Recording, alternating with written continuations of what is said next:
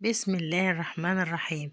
أحلى طريقة للبطاطس المهروسة بنكهة مميزة، ولادك هيحبوها ويخلصوا كل الكمية ويبقوا عايزين تاني. سلقنا مع بعض البطاطس زي ما شفتوها، وهنا صينية على النار ونقشرها تماما، وهنا صينية على النار ننزل فيها بكمية من الزيت حلوة، ومعانا البطاطس اللي احنا قشرناها ننزل بيها بعد الزيت ما يسخن. لسه الزيت مسخنش معانا، نستنى على ما يسخن شوية.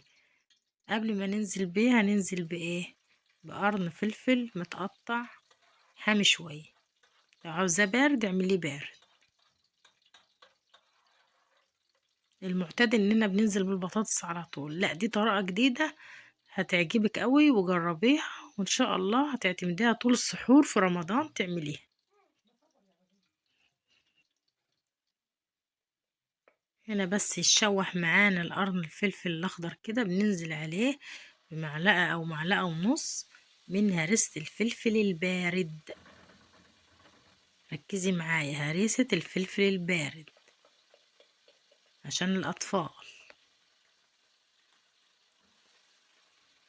اوعي تحطيه حامي واحسن تدعي عليا بعد كده وتقولي لي البطاطس ما اتاكلتش. لا انا بقول لك اهو، وباكد كلامي يكون بارد. نشوحه بنفس الطريقه وننزل عليه بمعلقه من الكمون محترمه، لان البطاطس صديقه الكمون، بتحب الكمون.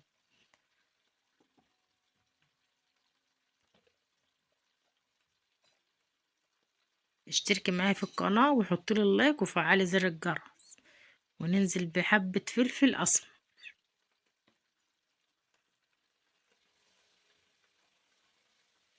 ونشوح البهارات معانا مع الفلفل كويس كده ونحمصها عشان النكهة والريحة بتاعتها تطلع، وننزل عليها على طول بالبطاطس بتاعتنا بعد ما قشرناها كويس.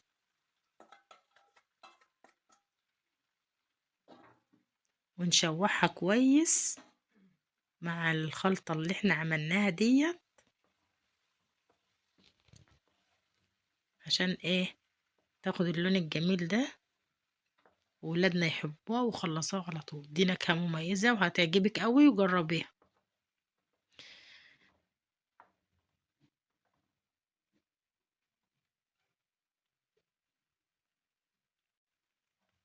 نشوح بطاطسنا كويس قوي عشان ايه؟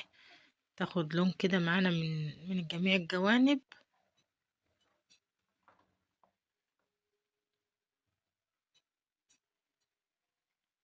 وبعدين نجيب الهراسة ونهرسها مع بعض كويس، او لما تبقى كريمي كده، متبقاش مخرزة كده وفيها كتل، لا تبقى ناعمة خالص.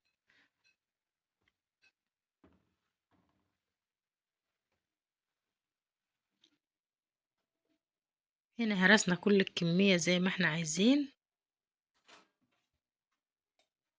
هننزل عليها مش بالملح بتاعنا،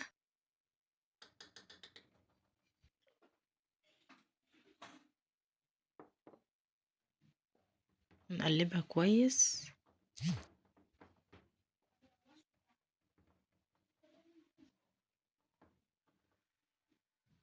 وننزل عليها بشوية من الكزبرة، مغسولين ومتنضفين ومتنقيين وتمام. نخرطهم عليها عشان نزود القيمة الغذائية عشان أطفالنا.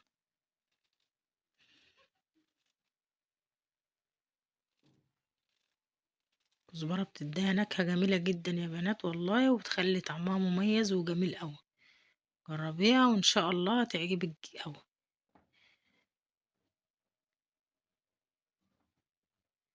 نقلبها كويس مع بعض دقيقتين اتنين بس، ونطفي عليها عشان الكزبرة بتاعتنا تنها محتفظة باللون الأخضر الجميل ده، ما تغيرش اللون الأخضر الجميل ده.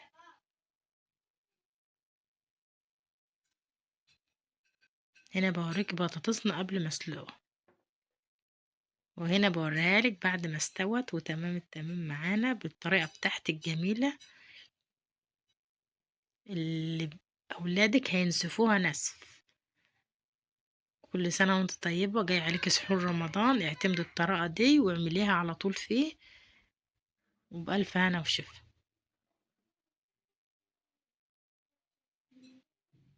ما تنسيش تشتركي معايا في القناة وتحطي لي اللايك.